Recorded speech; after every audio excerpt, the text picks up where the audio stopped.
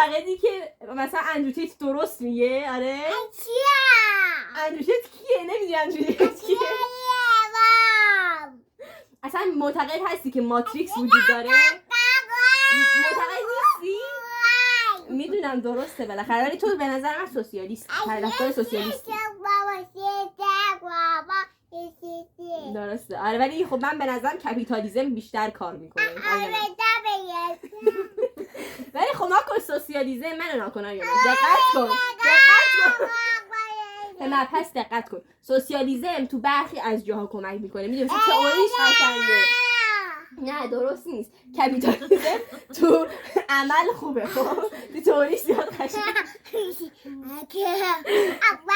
آره ببینم سوال کنم، ببخشید تو به وطن پرستی اعتقاد داری؟ آره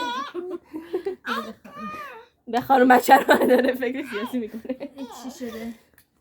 این لمار که لباسش داره اذیتش میکنه. نه باید بچینی با قیچی. حالا به حرف منو گوش بده، چرا داری از مبحث دور میشی؟ داری مبحث رو میپیچونی. تو آدم وطن پرستی هستی یا نه؟ نیستی؟